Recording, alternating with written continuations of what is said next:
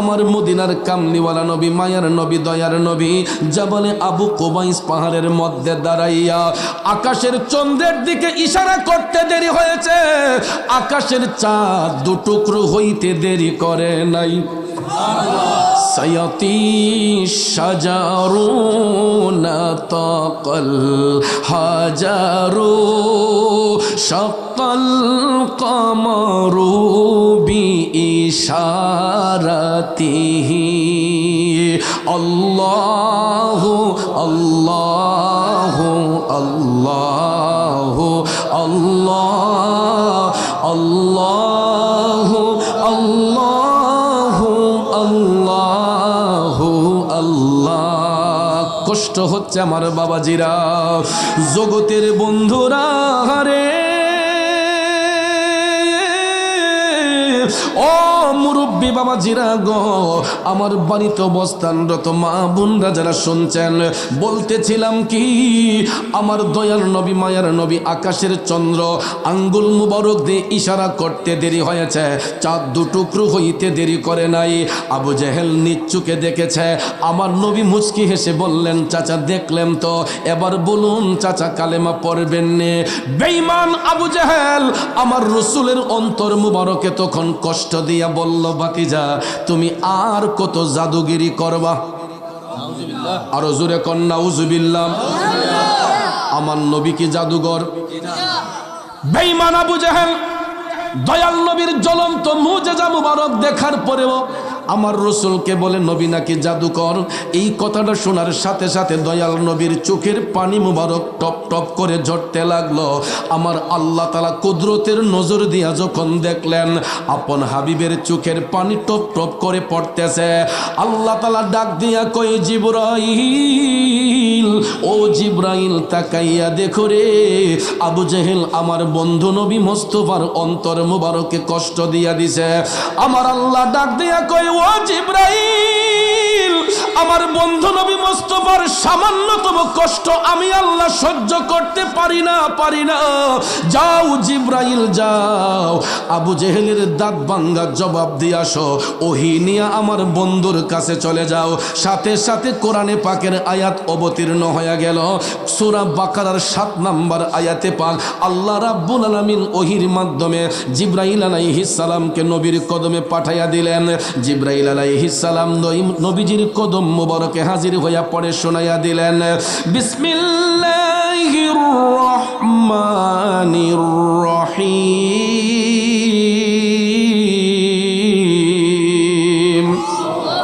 খাতামাল্লাহু আলা কুলুবিহিম ওয়া আলা সামঈহিম ওয়া আলা আবসারিহিম গিশাওয়া। উচ্চস্বরে বলুন ঘোষণাটা কার?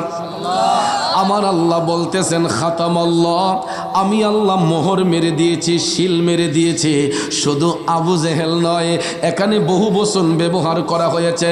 কিয়ামত পর্যন্ত আবু জেহেল মার্কা যত মুনাফিক থাকবে, এই জন্য আল্লাহ তাআলা বললেন আলা কুলুবিহিম, সমস্ত মুনাফিকদের অন্তরে, ওয়া আলা সামিহিম, তাদের কর্ণসমূহের মধ্যে, ওয়া আলা আবসারিহিম গিশাওয়া, এবং তাদের দৃষ্টি শক্তির মধ্যে। দক্ষিণ সুরমার নবীর প্রেমিকেরা গো, আমার আল্লাহ তাআলা নিজে ঘোষণা দিয়ে বলতেছেন যে আমি ওই সমস্ত মুনাফিকদের অন্তরের মধ্যে মোহর মেরে দিয়েছি, শিল মেরে দিয়েছি। এরা সত্য জিনিসটা চোখ দিয়া দেখবে, কান দিয়া শুনবে, এরপরও অন্তর দিয়া স্বীকার করবে না। এই জন্য আমার আল্লাহ জানাইয়া দিলেন, ওয়ালাহুম আযাবুন আযীম।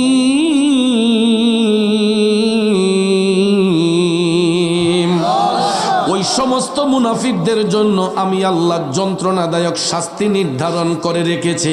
এখন আপনারা বলুন, আবু জেহেল মার্কা মুনাফিক এখন পর্যন্ত আছে না নাই? এরা ভবিষ্যতে থাকবে কি থাকবে না? যদি আল্লাহর কোরআন সত্য হয়, তাইলে কিয়ামত পর্যন্ত যেখানে ইমানদার থাকবে সেখানে বেঈমানও থাকবে, ঠিক কিনা কন? অর্থাৎ ভাইয়েরা আমার, আবু জেহেল নিজের চোখে দেখার পরেও বিশ্বাস করলো না। আমার নবীরে কয় জাদুঘর। নবীরে কষ্ট দেওয়ার কারণে আবু জেহেলের পরিণামটা ভালো হইছে না খারাপ হইছে? ভালো না খারাপ? কেমন খারাপ হইছে? লক্ষ লক্ষ হাজি সাহেব সাহেবানাগণ যখন মক্কা শরীফ উমরা করতে যান, হজ করতে যান, তারা বলতে পারে খারাপটা কি পরিমাণ হয়েছে। কারণ ভাইয়ার আমার, বাইতুল্লাহ শরীফ 7টা চক্কর দিয়া, সাফা মারুয়াতে যখন 7টা চক্কর দিতে হয়, শেষ তাওয়াফটা কইরা যখন বের হবেন, নাক বরাবর সোজাসুজি হইল মিস্টার আবু জেহেলের বাড়ি। কথা বলেন, উমরাটা শেষ করে যখন বের হবেন, নাক বরাবর সোজা যেই বের হবেন, এই বের হয়েই দেখবেন বাড়িটা আবু জেহেলের বাড়ি। এই বাড়িতে থাকার কোনো ব্যবস্থা নাই, এখানে আরামের কোনো ব্যবস্থা নাই। তবে একটা আরামের ব্যবস্থা আমার আল্লাহ করে দিয়েছে, হাজি সাহেবদের পেশাব পায়খানা করার জন্য সুন্দর একটা ব্যবস্থা হয়েছে মিস্টার আবু জেহেলের বাড়ি। কথা কোন ঠিক কিনা? এই জন্য কবি বলেছেন, বিয়াদবে রাসূল যারা নবীর দেখা পাবে না, ঠিক না বিঠি? গোলামে রাসূল হইবে যারা, নবীজি তাদের ভুলবেন না, ঠিক কিনা বলেন? আবু জেহেল বেঈমানি করার কারণে পরিণামটা খারাপ হইছে না ভালো হইছে?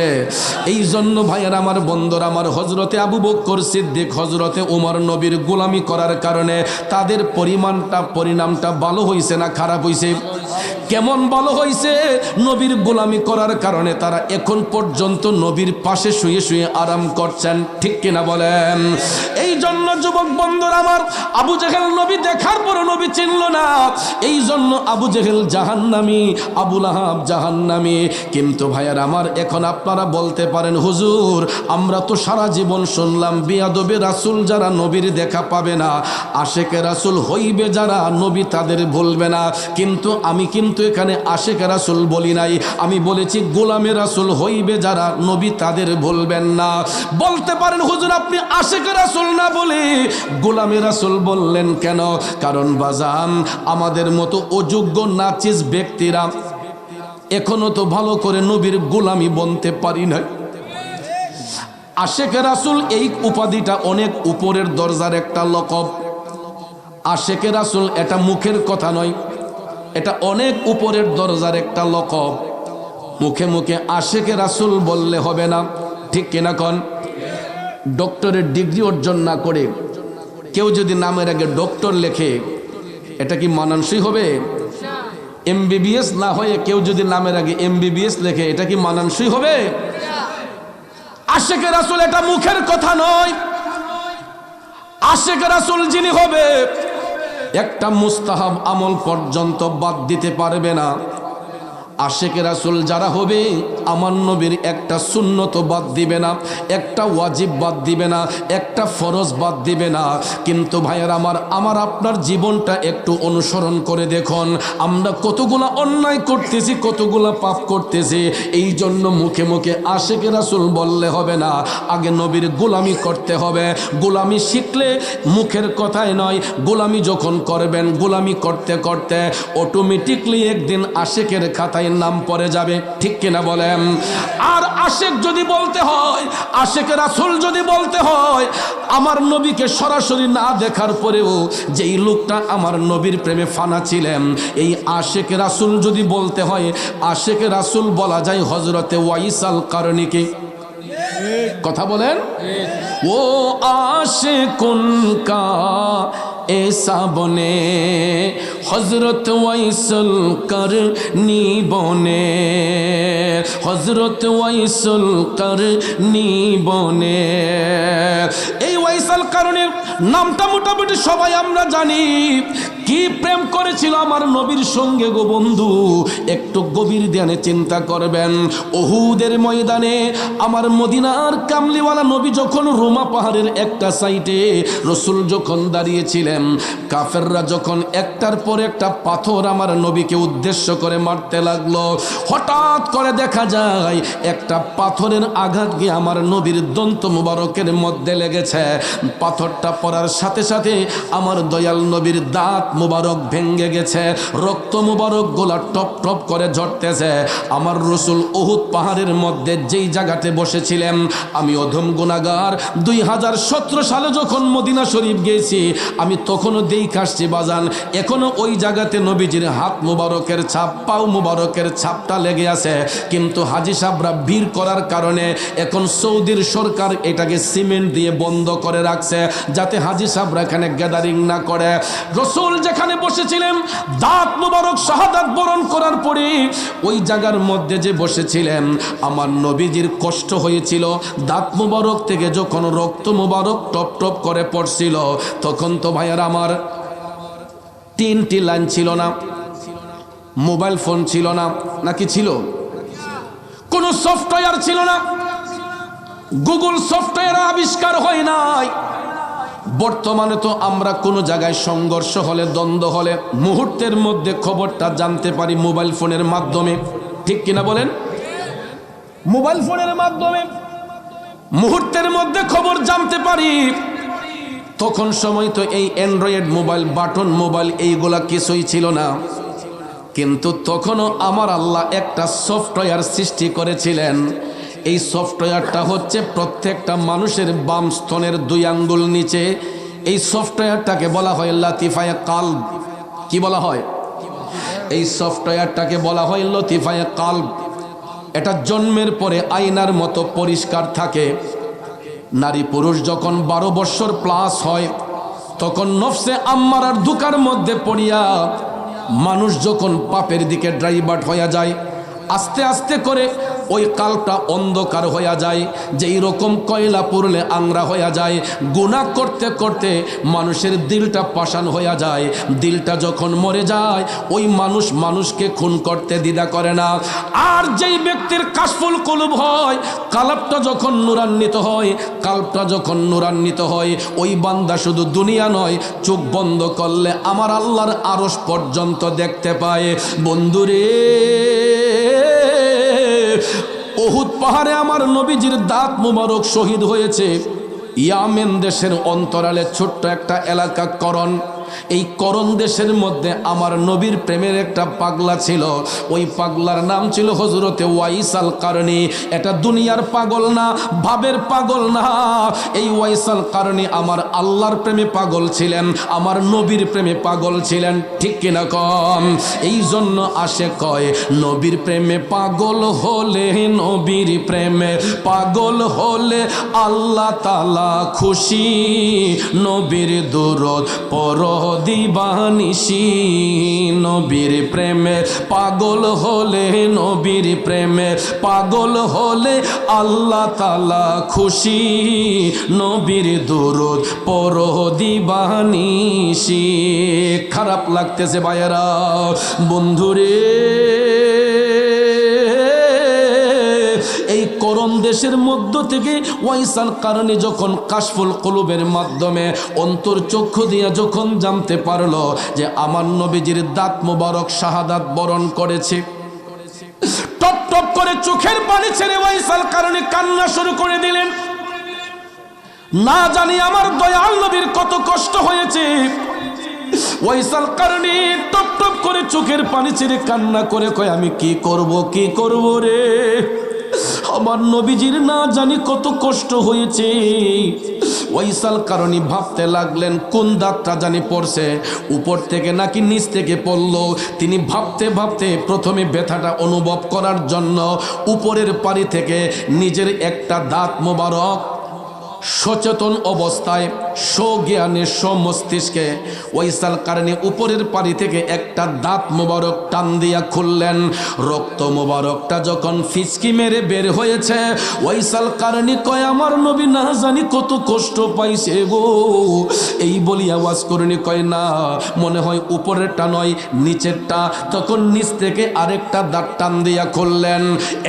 সিলেট জেলার ভাইয়েরা, একটু ভাইবা দেখেন, আমি আপনি নবীর জন্য কয় ফোঁটা রক্ত ঝরাইলাম, আমি আপনি নবীর জন্য কয় দিন চোখের পানি দিলাম। কিন্তু দেখেন কেমন আশেক, নবীজির দাঁত মোবারক শাহাদাত বরণ করেছে। এই সংবাদটা শুই না, নবীজিরে না দেখার পরেও কাশফুল কুলুবের মাধ্যমে জানতে পাইরা নিজের দাঁতটা তিনি ইঞ্জেকশন দিয়ে অচেতন করে নয়।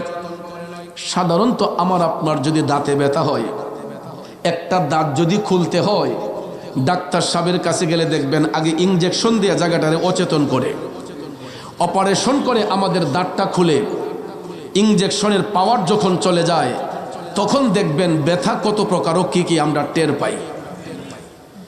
কিন্তু ওয়াইসাল কারণী ইনজেকশন দিয়ে অচেতন করে নয়, কোন মেডিসিন দিয়ে অচেতন করে নয়, স্বজ্ঞানে স্বমস্তিষ্কে একটা একটা দাঁতে দইরা টান শুরু করলেন। রক্তটা যখন বের হয় ওয়াইসাল কারণী কয় আমার নবীর না জানি কত কষ্ট হয়েছে।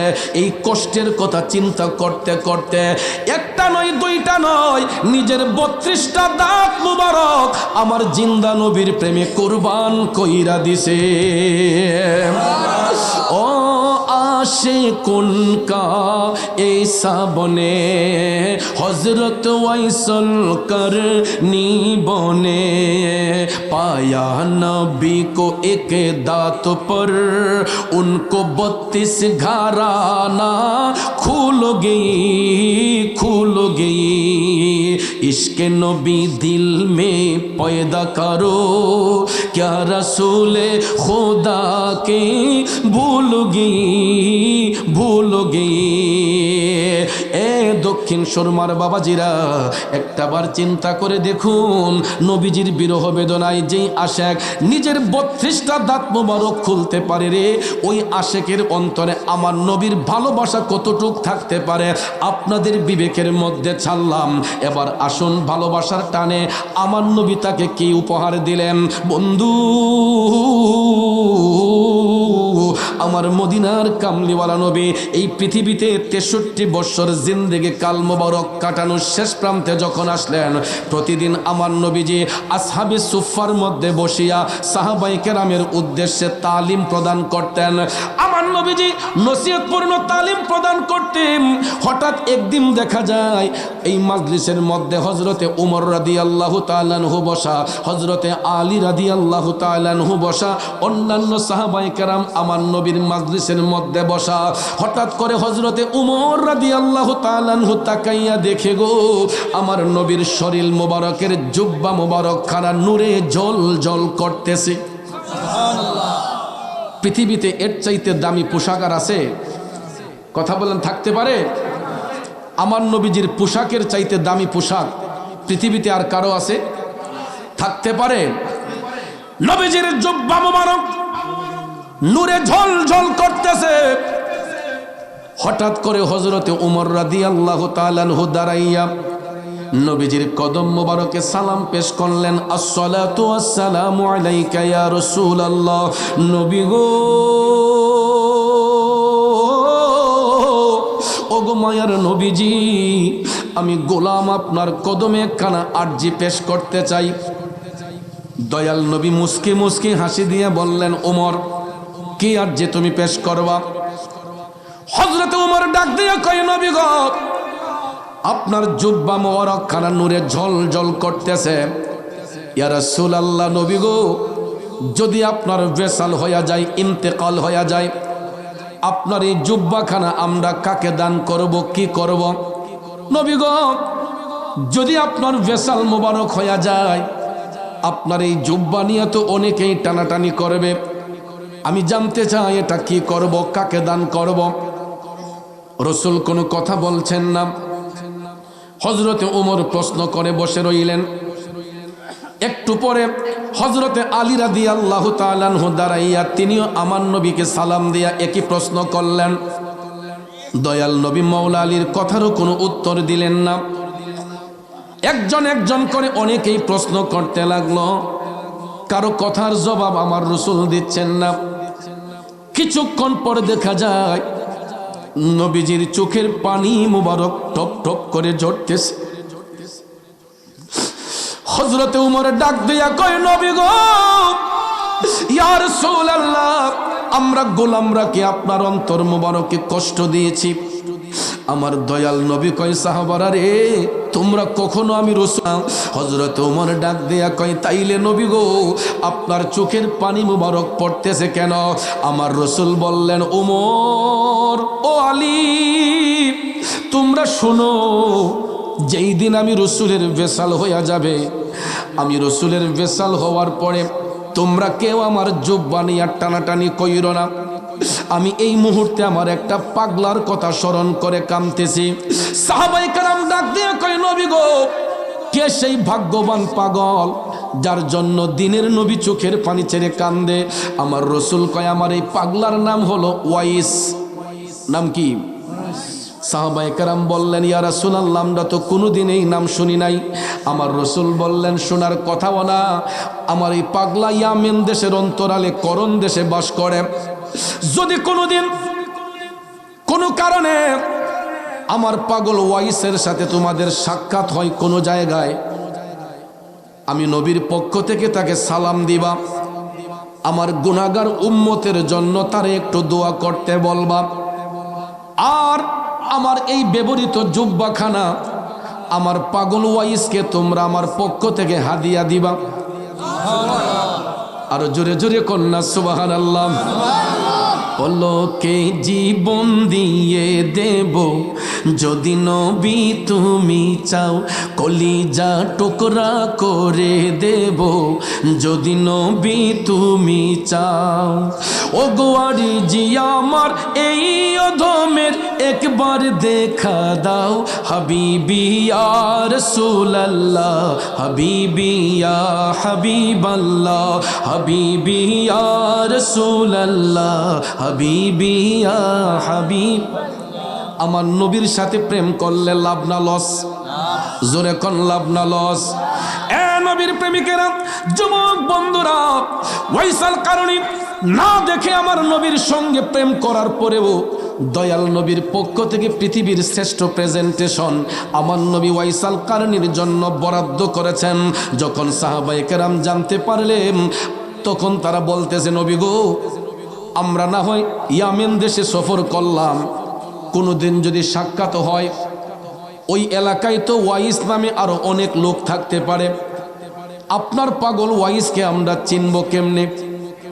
সুবহানাল্লাহ কোন। এখন আপনারা বলুন তো, ওয়াইসাল কারণী তিনি তাবেঈদের মধ্যে শ্রেষ্ঠ। যেহেতু রসুলকে সরাসরি দেখেন নাই, এই জন্য তিনি তাবেঈদের মধ্যে শ্রেষ্ঠ। যার নাম, উনি হচ্ছেন ওয়াইসাল কারণী।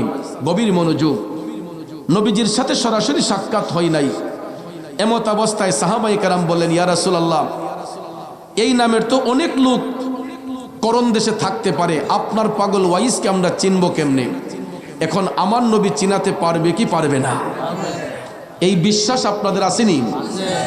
দেখেন আমার নবী ডাক দিয়া বলতেছে, ওমর, এই নামের কাউকে যদি তোমরা খুঁজে পাও, এত সহজে সে তার নাম পরিচয় বলবে না, এত সহজে সে তার নাম পরিচয় বলবে না, কিন্তু তোমরা তাকাইয়া দেখবা তার ডাইন হাতটা মুঠ করা থাকবে। হাতের মুঠটা যদি খুলতে পারো, দেখবা আমার পাগল ওয়াইসের হাতের মধ্যে সাদা একটা দাগ আছে। এই দাগটা যদি খুঁজে পাও, বুঝবা সেই হলো আমি নবীর প্রেমের পাগল ওয়াইস। সাহাবায়ে কেরাম বিশ্বাস স্থাপন করলেন, যার যার মতো করে আপন আপন হুজরাতে চলে গেলেন। এরপর থেকে দিন যায় রাত যায়, দিন যায় রাত যায়, যাইতে যাইতে যাইতে যাইতে গো, হঠাৎ একদিন শোনা যায় আমার মদিনার কামলিওয়ালা নবী, মায়ার নবীর বেসাল মুবারক হয়েছে, ইন্তিকাল মুবারক হয়েছে। আল্লাহু আকবার। নবীজির ইন্তেকাল মুবারক হয়েছে। এখন কি আমার নবীকে মরা নবী বলবেন? রসুল মরা না জিন্দা? এখন যদি কেউ প্রশ্ন করে, জিন্দা নবীর আবার ইন্তেকাল হয় কেমনে, উত্তরটা দিবেন কিভাবে? এই সমস্ত কিছু কিছু ইমোশনাল কথা বলে বাতেল আকীদার মানুষগুলা আমাদের ঈমান নষ্ট করে ফেলে, ঠিক কিনা বলেন? কত সুন্দর করে আপনাকে বলবে, রসুল যদি জিন্দা নবী হয়, তাইলে জিন্দা নবীর আবার ইন্তেকাল হয় কেমনে? এখন তারে উত্তরটা দিবেন কিভাবে? এ সিলেট জেলার বাবাজিরা, এই উত্তরটা দেওয়ার জন্য আপনাকে মাদ্রাসার বারান্দায় যেতে হবে না, শুধু আকল দিয়ে, বিবেক দিয়া ওই ব্যক্তিটাকে, প্রশ্নকারীকে বলবেন, আচ্ছা ভাই আপনি বলুন তো, রসুল কি এই পৃথিবীতে শিখতে আসছেন নাকি শিখাইতে আসছেন? কথা কয় না। আল্লাহ ব্যতীত আমার নবীর কোন শিক্ষক পৃথিবীতে আছে? কথা বলেন আছে? নবীজির শিক্ষক অনলি ওয়ান পারসন, উনি হচ্ছেন আওয়ার গড। আর আল্লাহ পাকেরও একজন স্পেশাল ছাত্র, উনি হচ্ছেন আওয়ার প্রফেট নবী মুহাম্মদুর রাসূলুল্লাহ সাল্লাল্লাহু আলাইহি ওয়াসাল্লাম। কথা বলেন ঠিক কিনা? গভীর মনোযোগ। আল্লাহ রাব্বুল আলামিন কুদরতি ভান্ডারে যত গোপন তথ্য ছিল সব কিছু আপন হাবিবকে শিখাইয়া বুঝাইয়া জানাইয়া জগৎবাসীকে শিক্ষা দেওয়ার জন্য নূরের নবীকে আল্লাহ পৃথিবীতে পাঠিয়েছেন। কুল্লু নাফসিন যায়িকাতুল মাউত, প্রত্যেক আত্মাকে মৃত্যুর স্বাদ গ্রহণ করতে হবে। একমাত্র ওই জিনিসটা শিখাইবার জন্য বুঝাইবার জন্য আমার নবীর ইন্তেকাল ভেসাল হয়েছে। এখন ডিস্টেন্সটা কোন জায়গায় দেখুন, পার্থক্যটা কোন জায়গায় দেখুন। আমি আপনি যখন মারা যাই মসজিদের মাইকে এলান করা হয়, জানাজার নামাজ পড়ার জন্য দাওয়াত করা হয়, ঠিক কিনা বাজান? তারপরে দেখবেন মুসল্লিরা জানাজার মাঠে যায়, ইমাম সাহেব হুজুর জানাজা দিয়া ওই মৃত ব্যক্তিকে কবরের মধ্যে দাফন করি। কথা বলেন ঠিক কিনা? আমার নবী যদি মরা নবী হইতেন, নবীরও তো জানাজা হওয়ার কথা ছিল, ঠিক না বেটি? পৃথিবীর মধ্যে নীল আকাশের নিচে এমন কোন মায়ের সন্তান সহি সনদে একটা দলিল দিয়া প্রমাণ করতে পারবে না যে আমার নবীর ইন্তেকালের পরে জানাজার নামাজ পড়াইছে অমুক ইমাম সাহেব। যদি কোনো মৌলবী প্রমাণ করতে পারে, 20 লক্ষ টাকার একটা চ্যালেঞ্জ সিলেটের মধ্যে দিয়া গেলাম, কারণ আমার 20 পয়সাও দিতে হবে না, মৌলবী সাহেব কোনো দলিলও পাইবে না। কারণ বাজান, আমার নবীর জানাজা পড়াইবার মতো যোগ্যতা সম্পন্ন ইমাম পৃথিবীর বুকে আল্লাহ পয়দা করে। কারণ আমার নবী গোটা সৃষ্টি জগতের শিক্ষক, ঠিক কিনা কম? দয়াল নবীর জানাজা পড়াইবার মতো যোগ্যতা সম্পন্ন ইমাম আল্লাহ পৃথিবীতে পাঠাই নাই। এই জন্য আমার বাবাজিরা বন্ধুরা, আমার নবী হচ্ছেন পৃথিবীর শ্রেষ্ঠ ইমাম। কারণ রসুল যখন মেরাজ শরীফের মধ্যে গিয়েছিলেন, মসজিদুল আকসার মধ্যে আমার আল্লাহ সমস্ত আম্বিয়ে কেরামকে উপস্থিত করাইয়া আমার নবীকে ইমামতির মুসল্লায় দেওয়া হয়েছে, ঠিক কিনা কম? এই জন্য সুরের ভাষায় বলে দেয়, মসজিদুল আকসাতে গিয়া দেখেন নবী কুল আম্বিয়া, ইমাম হয়ে নূর নবীজি 2 রাকাত নামাজ পড়ান, ইমাম হয়ে নূর নবীজি 2 রাকাত নামাজ পড়ান। আমি পাপী অপরাধী গাইব কি নবীজির শান, ইয়া রাসূলুল্লাহ ইয়া হাবিব, বলুন ইয়া রাসূল ইয়া হাবিব। যাক, সেই দিকে আর যাব না বাজান। আমার নবী ইমামুল আম্বিয়া, ইমামুল মুরসালিন, কথা কোন ঠিক কিনা? গভীর মনোযোগ। নবীজির ইন্তেকাল মুবারক একমাত্র আমাদেরকে শিক্ষা দেওয়ার জন্য যে আমরা দুনিয়াতে চিরস্থায়ী নয়, এই দুনিয়া ছেড়ে আমরা পরজগতে যাব, ইহজগৎ ছেড়ে পরজগতে যাব। এই জন্য দয়াল নবী এটা শিখাইবার জন্য, বুঝাইবার জন্য আমার নবীর বেসাল হয়েছে, ইন্তেকাল মুবারক হয়েছে। এই জন্য ভাইয়ের আমার, নবী শুধু দুনিয়ার জন্য রহমত নয়, নবী কবরে রহমত, হাসরে রহমত, মিজানে রহমত, ফুলসিরাতে রহমত। আল্লাহর সৃষ্টি জগতে যতটা জগৎ সমূহ রয়েছে, যেখানে আল্লাহ রাব্বুল আলামিন, সেখানে আমার নবী রহমাতাল লিল আলামিন, ঠিক কিনা কোন? এখন দেখুন আল্লাহ তাআলা আপন হাবিবকে কত ইজ্জত দান করেছে। আমার আল্লাহর উপাধি হলো রাব্বুল আলামিন, আমার নবীর উপাধি হলো রহমাতাল লিল আলামিন। বন্ধুরে, রাব্বুল আলামিন লিখতে আরবি যতটা অক্ষর লাগে, রাহমাতাল লিল আলামিন লিখতে আরবি ততটা অক্ষর লাগে। শুধু তাই নয়, লা ইলাহা ইল্লাল্লাহ কালেমা লিখতে যতটা অক্ষর লাগে, মুহাম্মদুর রাসূলুল্লাহ লিখতে ততটা অক্ষর লাগে। মক্কাতুল মুকাররমা লিখতে আরবি যতটা অক্ষর লাগে, মদিনাতুল মুনাওয়ারা লিখতে আরবি ততটা অক্ষর লাগে।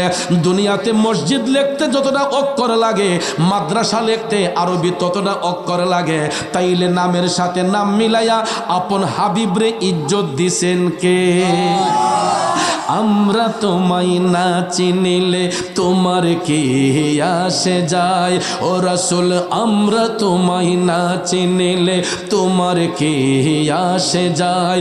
দুনো জাহান তোমারি নূরি কদমে ঝোকায়। ঠিক না বেটি? আল্লাহ তাআলা ডাক দিয়া কয় ও হাবিব, দুনিয়ার মোল্লা মুন্সি আপনার ইজ্জত দিলেই কি না দিলেই কি, ওয়া রাফা'না লাকা যিকরাক। আল্লাহ কয় হাবিব আপনার ইজ্জত আপনার প্রশংসা আমি আল্লাহ বাড়াইয়া দিছি। দুনিয়ার কোনো মোল্লা মুন্সি কমাইবার সাধ্য নাই, বাড়াইবার সাধ্য নাই। নবীর ইজ্জত নবীর প্রশংসা বাড়াইয়া দিছেন কে? জোরে কোন কে? আল্লাহ দিয়েছেন নবীকে সম্মান, তোমারই হিংসাই হবে কি? আল্লাহ দিয়েছেন নবীকে সম্মান। ঠিক কিনা কোন?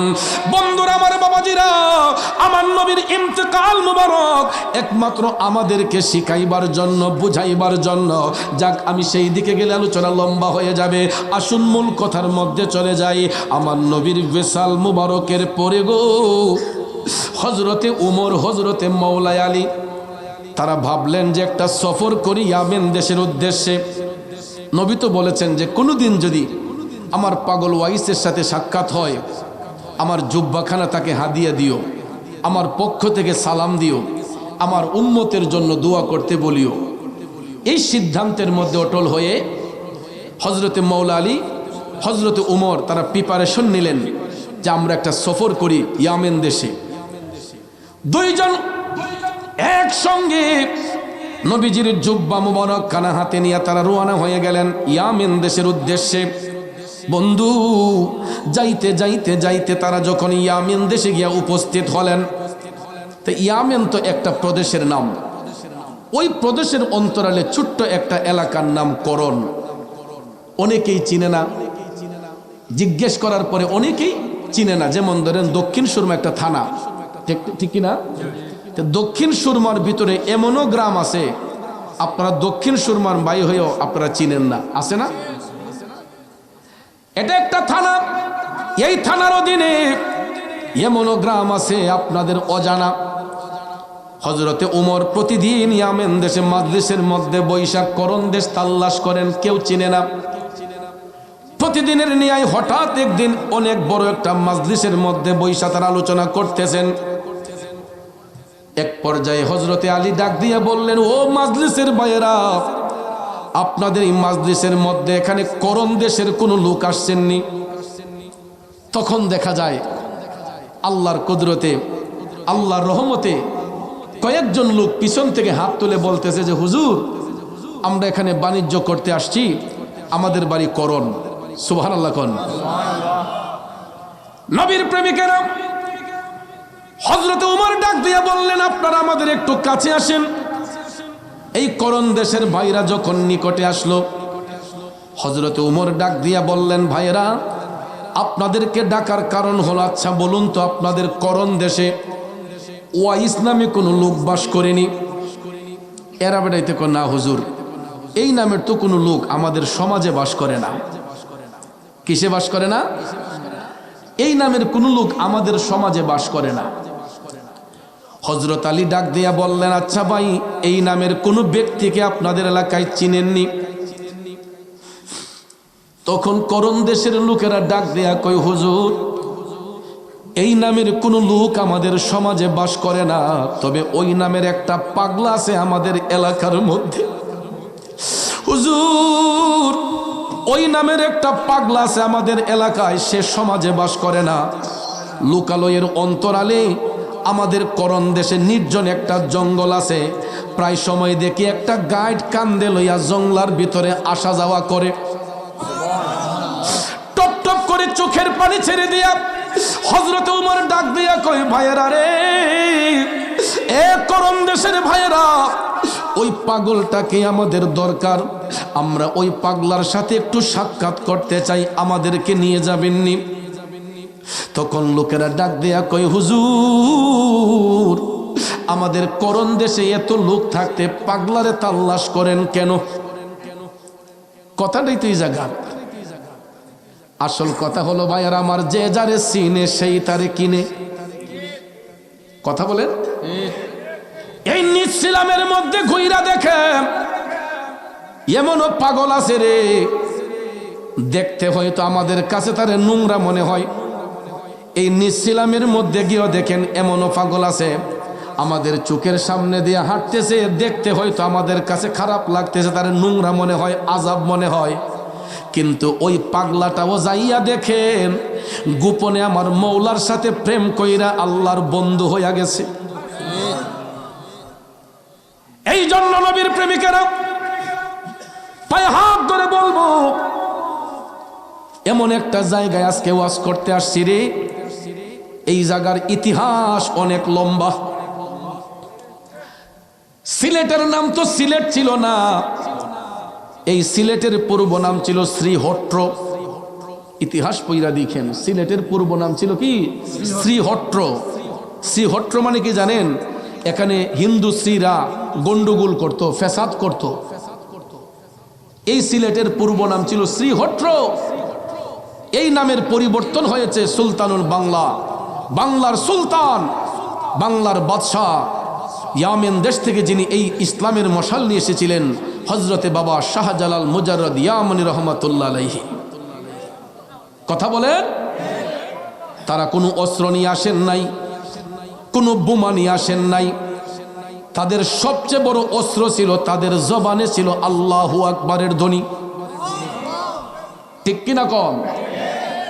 আজকে এই দেশে জন্মগ্রহণ করে অলিদের সাথে বেঈমানি শুরু হয়ে গেছে। প্রায় 250-র উপরে আল্লাহর অলিদের মাজার শরীফ, এর মধ্যে উল্লেখযোগ্য 95টা মাজার শরীফ ভাঙ্গা হয়েছে। কথা কর। যাদের উসিলায় আমরা ধুতি কাপড় থেকে সেলাইযুক্ত কাপড় পরতেছি, বাবা শাহফরান রহমাতুল্লাহ আলাইহি মাজার শরীফও ভাঙ্গার ষড়যন্ত্র হয়েছিল। কথা বলেন। আল্লাহ বাঁচাইছে, আর না হলে একটা একটা ইটের হিসাব দিতে হইতো। আমরা সিলেটের ভাষায় কই যে খারু সিলাই সিন্নি খাইলাই মোল্লা সিল্লাই না। আজকে মুসাফির হয়ে গেছেন, সাধু হয়ে গেছেন, বুজুর্গ হয়ে গেছেন। যদি আল্লাহর অলিগণ এই দেশে না আসতেন, এখনো রাজা গৌরগোবিন্দের অত্যাচারে আমরা হিন্দু সমাজে নিমজ্জিত থাকতাম। কারবালার ময়দানে ইমাম হুসাইন রক্ত ঢেলে দিয়ে শহীদ হয়ে যেরকম ইসলামকে তাজা করেছেন, এই বাংলার জমিনে সর্বপ্রথম রক্তের মাধ্যমে ইসলাম তাজা হয়েছে। আপনারা ইতিহাস অনেকে আমার চেয়ে হয়তো ভালো জানেন, এই বাংলাদেশের সর্বপ্রথম শহীদ মুসলমান হচ্ছে শিশু গুলজারে আলম, বুরহানুদ্দিন রহমাতুল্লাহ আলাইহির কলিজার টুকরো সন্তান। কথা কোন ঠিক কিনা? এই রক্তের মাধ্যমে বাংলাদেশ থেকে ইসলাম প্রচারিত হয়েছে। একটা হাড্ডি রাজা গৌরগোবিন্দের বাড়ির সামনে পড়ার কারণে এটাকে অনুমান করে একজন পিতার সামনে তার সন্তানকে জবাই করা হয়েছে। বলুন পৃথিবীর ইতিহাসে কোন বাবাটা সহ্য করবে তার চোখের সামনে সন্তানকে জবাই করে? এই জবাইটা হওয়ার একমাত্র কারণ ইসলামকে জয়ী করার জন্য, ইসলামকে তাজা করার জন্য। শহীদ গুলজার মরে নাই, শহীদ গুলজার জিন্দা। যদি আমার আল্লাহর কোরআন সত্য হয়, কোন শহীদ মরে না। ওয়ালা তাকুলু লিমান ইউকতালু ফি সাবিলিল্লাহি আমওয়াত বাল আহইয়াউ ওয়ালাকিন লা তাশউরুন। আমার আল্লাহ কয়, জগৎবাসীরা, যারা আমি আল্লাহর পথে শহীদ হয়ে যায়, যারা আমি আল্লাহর পথে কুরবান হয়ে যায়, তোমরা তাদেরকে মৃত বলিও না। বাল আহইয়াউ ওয়ালাকিন লা তাশউরুন, এরা জীবিত, তোমরা তাদের সম্পর্কে জানো না। এই জন্য বন্ধুরা, এই বাংলাদেশে ইসলাম প্রসারিত হয়েছে শহীদদের রক্তের বিনিময়ে। বন্ধুরা আমার, বাবাজিরা, শিশু গুলজারে আলম শাহাদাত বরণ করে নিজের জীবনকে কোরবান করে দিয়া ইসলামকে তাজা করেছেন। এরপরে বাবা শাহজালাল মুজাররদ ইয়ামানি রহমাতুল্লাহ আলাইহি 360 আউলিয়ার বিশাল বাহিনী নিয়ে যখন সুরমা নদীর তীরবর্তী স্থানে আসলেন, ওনার একজন সফর সঙ্গী ছিল, ওনার নাম হচ্ছে চাশনি পীর। হয়তো অনেক অন্য কোনো নাম ছিল, কিন্তু ওই নামে আর কেউ চিনে না। ওনাকে চিনে চাশনি পীর হিসেবে। বাবা শাহজালাল ইয়ামেন দেশ থেকে যেই মাটি নিয়ে আসছিলেন, এই মাটির মিল ভারতবর্ষে কোথাও পাওয়া যায় নাই। শেষ পর্যায়ে সুরমা নদীর পারে যখন আসলেন, চাশনি পীর রহমাতুল্লাহ আলাইহি জিব্বার মধ্যে মাটি লাগাইলেন, বাবা শাহজালাল বাবার হাতের মুঠোর মাটিটা জিহ্বায় লাগাইয়া দেখলেন এই দুই মাটির একই স্বাদ, একই টেস্ট। সিলেটের মানুষ আপনারা যে কত ভাগ্যবান আপনারা নিজেরও জানেন না। ইয়ামেন দেশের মাটির সাথে মিল হয়ে গেছে সুরমা নদীর পানির মাটির সাথে। চাষটিপির যিনি সয়েল টেস্ট করেছিলেন, এখন তো বিজ্ঞানীরা অণুবীক্ষণ যন্ত্র দিয়ে, অনেক বৈজ্ঞানিক যন্ত্রপাতি দিয়ে সয়েল টেস্ট করে। আর আল্লাহর অলিগণের সবচেয়ে বড় রাডার ছিল জিহ্বা। কথা কোন ঠিক কিনা?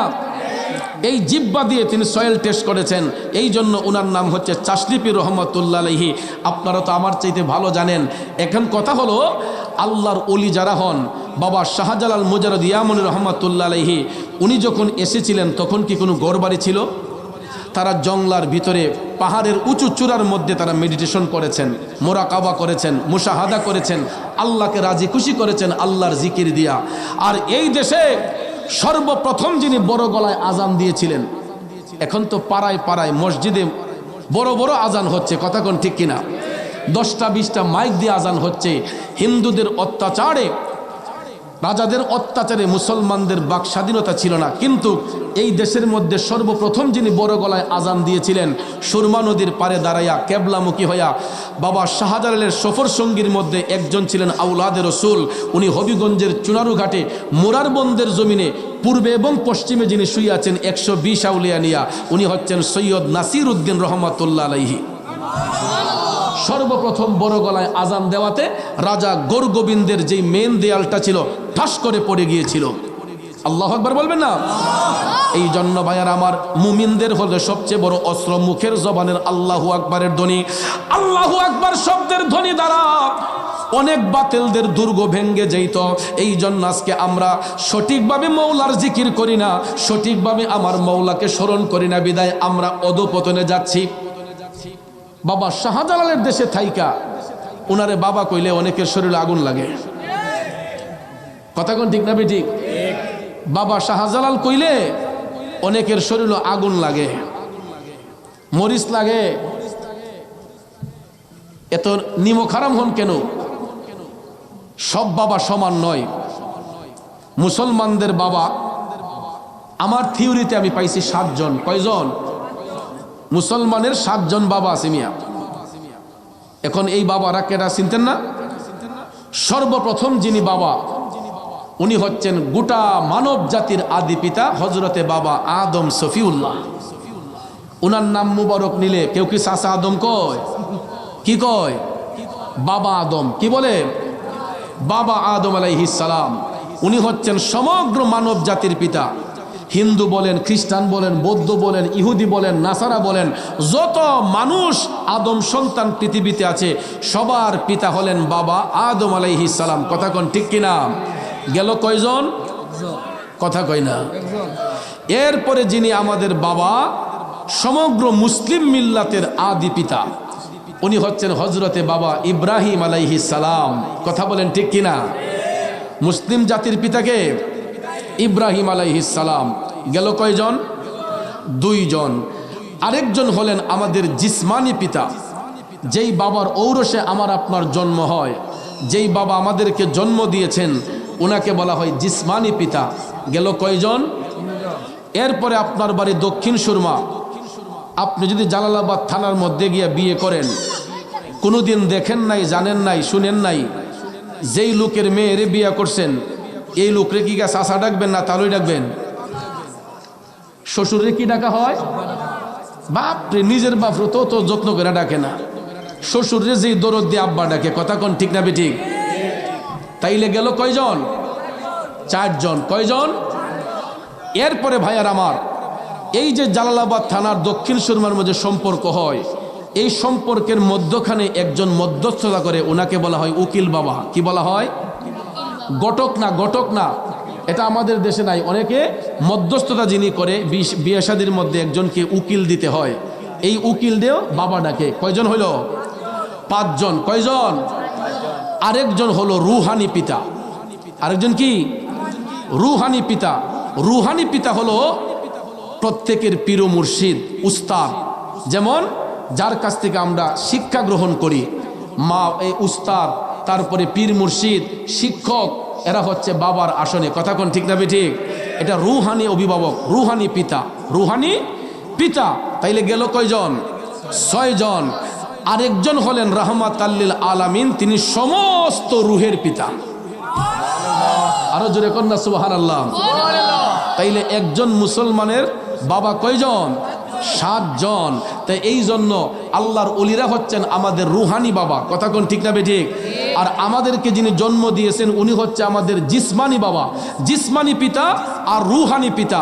প্রয়োগের ক্ষেত্রে ব্যবধান আছে, একজন জিসমানি, একজন রুহানি। শাহজালাল, শাহফরান সমস্ত অলি আল্লাহগণ তারা হচ্ছেন আমাদের রুহানি পিতা। কথা বলেন ঠিক না ঠিক? বন্ধুরা আমার, বাবাজিরা, কথায় কথা লম্বা হয়ে যায়, আমি সেই দিকে যাব না। ওয়াইসাল কারণী ওই এলাকার নির্জন জঙ্গলার মধ্যে আমার মৌলাকে তাল্লাশ করত। লোকেরা ডাক দিয়া কয়, হুজুর ওই পাগলা তো আমাদের সমাজে বাস করে না, লোকালয়ের অন্তরালে আমাদের এলাকায় নির্জন একটা জঙ্গল আছে, প্রায় সময় দেখি জঙ্গলার ভিতরে আসা যাওয়া করে। বন্ধুরে, এই কথা বলার পরে হযরতে ওমর বললেন, ঠিক আছে ভাই, একটু কষ্ট করে আমাদেরকে ওই জঙ্গলার পারে নিয়ে যান। লোকেরা কয়, হুজুর নিতে পারি, কিন্তু জঙ্গলার ভিতরে ঢুকতে পারবো না। কেন? কয় অনেক হিংস্র প্রাণীর ডরে আমাদের এলাকায় কেউ জঙ্গলার ভিতরে যায় না, কিন্তু যারা আল্লাহর ওলি হয় এদেরকে জঙ্গলার বাঘেও খায় না। ঠিক কিনা কোন? Any problem? কোনো সমস্যা আছে? আমার ভাইয়েরা আমাকে আবদার করছে তারা স্বার্থ উদ্ধারের জন্য, ইনশাল্লাহ এটা আমি বলবো, কিন্তু আরেকটু ওয়াজ করলে কি কষ্ট হইব? ওয়াজের একটা ফিনিশিং লাগতো না? তাইলে আর একটু সময় ওয়াজ করি, তারপরে হেরার কামো যাই মনে নাকি? 2টি চালাইতে হইব, শ্রোতারও খুশি করার লাগবো, কমিটিরও খুশি করতে হবে। আমার সামরাহন লাগে, কুলরাহন লাগে। কথা কোন ঠিক না বেঠিক? একটু দুরূদ শরীফ পড়েন, আল্লাহুম্মা সাল্লি আলা সাইয়্যিদিনা মুহাম্মাদ নাবিয়ানা শাফিয়ানা মাওলানা মুহাম্মাদ নাবিয়ানা শাফিয়ানা মাওলানা। আমার যুবক বন্ধুরা, বাবাজিরা, গভীর মনোযোগ। হযরতে আলী ডাক দিয়ে বললেন, ভাই ঠিক আছে, আপনারা ভিতরে যেতে হবে না, শুধু আমাদেরকে লোকেশনটা একটু দেখাইয়া দিবেন। কয় ঠিক আছে হুজুর, আগামীকাল চলেন। ওই রাতটা তারা এখানে অবস্থান করলেন। পরের দিন তারা করণ দেশের উদ্দেশ্যে রওনা হইলেন। এ নবীর প্রেমিকেরা, করণ দেশের উদ্দেশ্যে রওনা হইয়া যাইতে যাইতে যাইতে তারা করণ দেশে গিয়ে উপস্থিত হলেন। এবার জঙ্গলার পারে গিয়া লোকেরা কয়, হুজুর আমাদেরকে বিদায় দেন, আর ভিতরে যেতে পারবো না। হযরত উমর বললেন, এখন কি পাগলাকে ভিতরে পাওয়া যাবে? হুজুর এই টাইমেই আসা যাওয়া করে, এখন গেলে পাইবেন। তখন হযরতে আলী, হযরতে উমর বললেন, আপনাদেরকে ধন্যবাদ, এই বলে তাদেরকে বিদায় দিলেন। এবার হযরতে উমর মওলা আলীকে সাথে নিয়ে নবীজির ব্যবহৃত জুব্বা মুবারক খানা নিয়ে জঙ্গলার ভিতরে ঢুকলেন। ঢুইকা দেখে গো, আমার নবীর প্রেমের পাগল ওয়াইসাল কারণে কেবলামুখী হইয়া আমার আল্লাহকে নামাজের মাধ্যমে সিজদা করতেছে। আরো জোরে জোরে কন্যা সুবহানাল্লাহ। ও নামাজ পড়রে, গহিনে ডুবিয়া নামাজ পড়ো। ঠিক কিনা কন? বাজার, নামাজ শুধু পড়লেই হবে না, যদি নামাজটা নামাজের মতো না হয়, নামাজ শুধু পড়লেই হবে না, যদি নামাজটা নামাজের মতো না হয়। আল্লাহ তাআলা বলেছেন, ইন্নাস সালাতা তানহা আনিল ফাহশাই ওয়াল মুনকার। নামাজ আল্লাহর বান্দাদেরকে অশ্লীল কাজ থেকে, খারাপ কাজ থেকে মুক্ত করে আনে। কিন্তু আমাদের দেশের নামাজিরা দেখবেন নামাজ পড়া সুদের ব্যবসা করে, আমাদের দেশের নামাজিরা ঘুষের ব্যবসা করে, আমাদের দেশের কিছু কিছু নামাজি নামাজ পড়া হারাম খায়, আরেকজনের হক নষ্ট করে। আসেনি মিয়া, দুধের মাঝে পানিও মিশায়। বুঝলি, আপনাদের এলাকায় মনে হয় বাজারে দুধ বিক্রি হয় না, ব্রাহ্মণবাড়িয়া ডিস্ট্রিক্টে দুধ বিক্রি হয়। তো এক বেটা মনে করেন ফজরের নামাজ পড়ছে, ফইরা গায়ের বান্ধ যখন টান দিছে দেখছে দুধটা গণ, ঠাস কইরা কিতা করছে আদাসের পানি মিশাইলিছে, মিশাইয়া দুধের পরিমাণ বাড়াইয়া বালতি লাইয়া বাজারে যাইতেছে, হাজি রুমাল মাথা দিয়া জিকিরে করতেছে সুবহানাল্লাহ আলহামদুলিল্লাহ। আসেনি মিয়া? মুখে আল্লাহর জিকির, অন্তরে শয়তানি, এমন লোক আসেনি? বাজারে গিয়া যখন মিটার দিয়া নাফছে দেখা যায় দুধের মাঝে পানি মিশাইল। তাইলে এই মুসল্লির কোনো গুণ আসেনি? নামাজ পড়লাম আল্লাহকে খুশি করার জন্য, কিন্তু নামাজ পড়া চিটারি বাটফারি করলে ওই নামাজ দিয়া কি আল্লাহ পাওয়া যাবে? বন্ধু, এই জন্য যারা বান্দা থেকে আল্লাহর বন্ধু হয় এরা নিঃস্বার্থভাবে দুনিয়ার লোভ লালসা ছেড়ে দিয়া তারা নাক কপাল জমিনও লাগায় আমার আল্লাহকে খুশি করার জন্য। ঠিক কিনা কন? ওয়াইসাল কারণে লুকালয়ের অন্তরালে নির্জন জঙ্গলার ভিতরে যাইয়া আমার মওলা পাকরে নামাজের মাধ্যমে সিজদা করতেছে। নামাজ আদায় করিয়া যখন সালাম ফিরালেন, পিছন থেকে হযরতে ওমর তাকে লক্ষ্য করে সালাম দিলেন, আসসালামু আলাইকুম ওয়া রাহমাতুল্লাহ। ওয়াইসাল কারণে কয়, কিরে এই জঙ্গলার ভিতরে তো কোনো মানুষ ঢুকে না, আমার মতো কোন পাগল আবার আইলো? পিছন দিকে তাকাইয়া দেখে নূরান্বিত চেহারার অধিকারী দুইজন আল্লাহর মেহবুব বান্দা ওয়াইসাল কারণীকে উদ্দেশ্য করে সালাম দিয়েছে। তখন পাগল সালামের জবাব দিয়ে বললেন, ওয়া আলাইকুমুস সালাম ওয়া রাহমাতুল্লাহি ওয়া বারাকাতুহু। সুবহানাল্লাহ কোন? উভয়ের মধ্যে সালাম বিনিময় হয়েছে। এবার হাইটা হাইটা হযরত উমর কাছে গিয়া বললেন, ভাই আপনার নামটা একটু বলবেন? ওয়াইসাল কারণী কয়, আমি আল্লাহর বান্দা।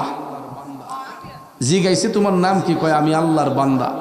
হযরতে উমর বললেন, ভাই রে, আমরাও তো আল্লাহর বান্দা, বলুন না আপনার নামটা কি? তখন ওয়াইসাল কারণী কয়, আমি এমন একজন নবীর উম্মত যিনি রাহমাতাল লিল আলামিন। জিগাইছেন নাম? কয় আরেকভাবে।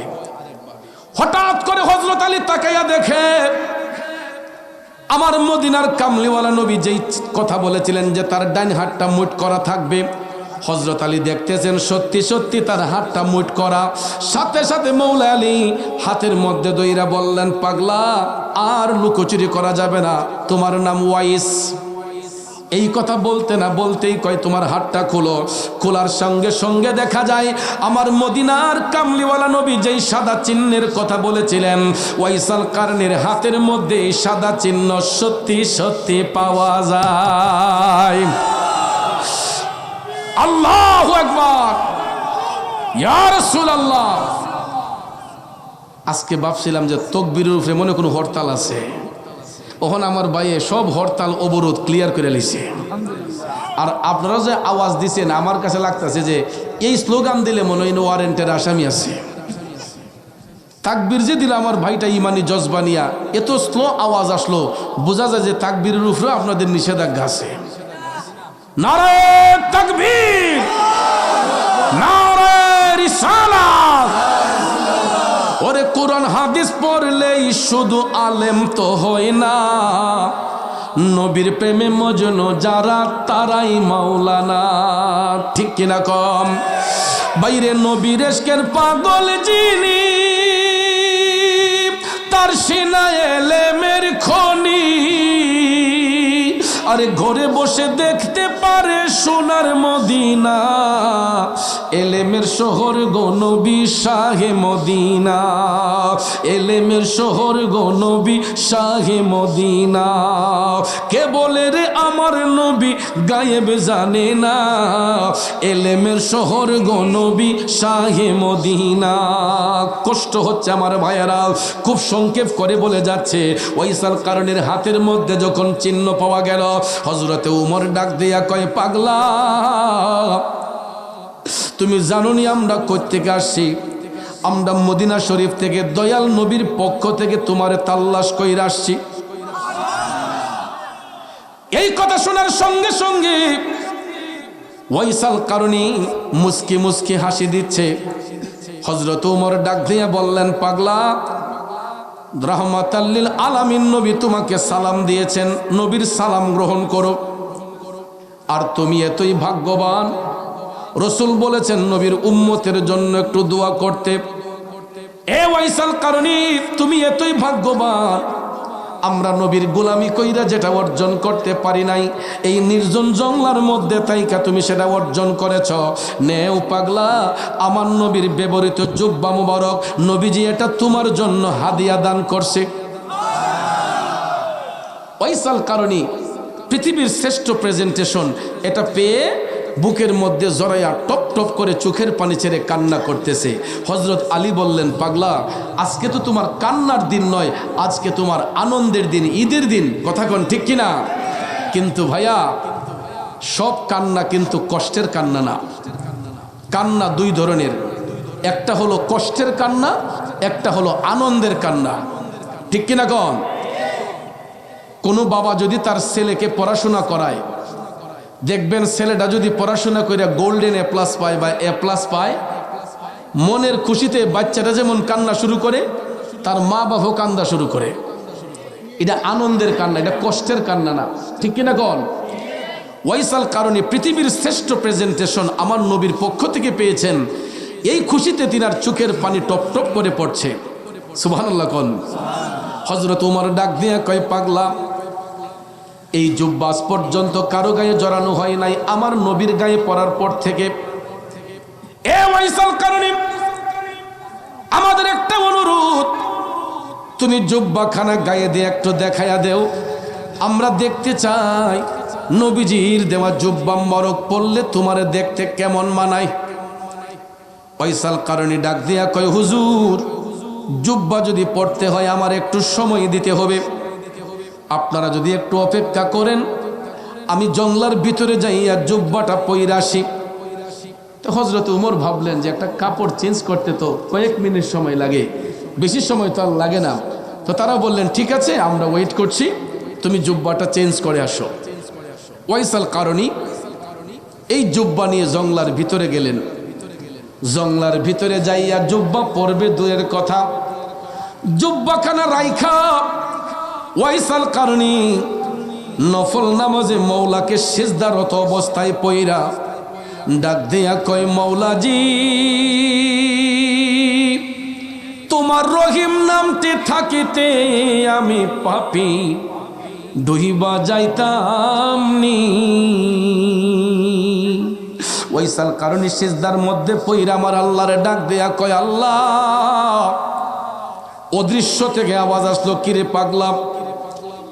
ডাক দিয়া কয়, আল্লাহ, তোমার হাবিবের পক্ষ হতে আমি অধম পাগলের জন্য একখানা হাদিয়া আসছে, জুব্বা মুবারক। আল্লাহ গো, তুমি অনুমতি দান করলে আমি জুব্বাখানা গায়ে দিতে পারি। নবীজি পাঠাইছেন জুব্বা, ওয়াইসাল কারণে অনুমতি চাই কার কাছে? এই চাওয়ার মধ্যে একটা হাকিকত আছে। হাকিকতটা হলো, ওয়াইসাল কারণে সিজদায় পইরা আমার আল্লাহর কাছে অনুমতি চাইলে আমার মহান মালিক গায়েব থেকে আওয়াজ পাঠালেন, পাগলা, তোমাকে জুব্বা পরার অনুমতি দেওয়া হইল। এখন অনুমতি পাওয়ার পরে ওয়াইসাল কারণে জুব্বাও পরে না, সিজদা থেকে উঠে না। অদৃশ্য থেকে আওয়াজ আসলো, কিরে ওয়াইসাল কারণী, সিজদা থেকে উঠো না কেন, জুব্বা পরো না কেন? ওয়াইসাল কারণী সিজদার মধ্যে পইরাই কান্দা কান্দা কয়, আল্লাহ, এই জুব্বা আমি কোনোদিনও গায়ে দিব না। আই হায়, কেন জুব্বা গায়ে দিবে না?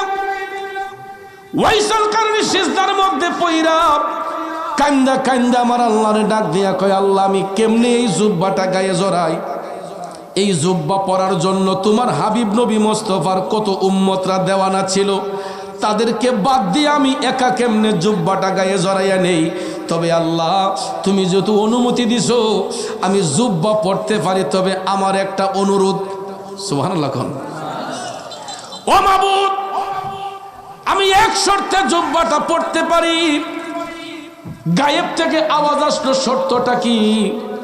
ওয়াইসাল কারণে কয়, আল্লাহ, তোমার হাবিব তো উম্মতকে ভালোবাসে।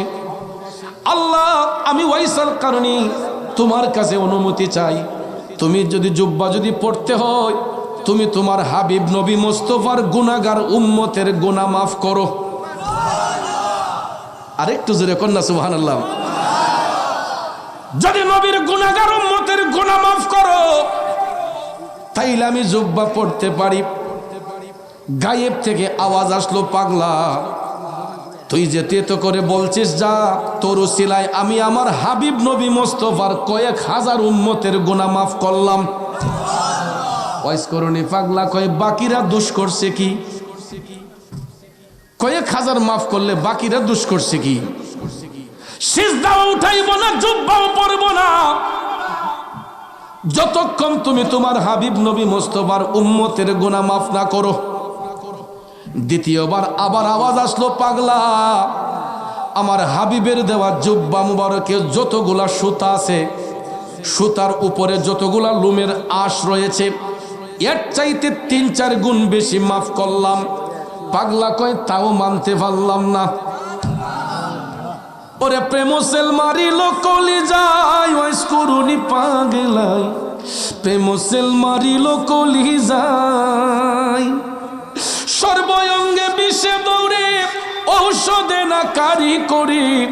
আরে দেখলো কত ডাক্তার আরো যায়, ওয়াইসাল করুনি পাগলাই প্রেম সেল মারিল কলি যায়। বন্ধুরা আমার, ওয়াইসাল করুনি কয় বাকিরা দোষ করছে কি? তাও মানলাম না।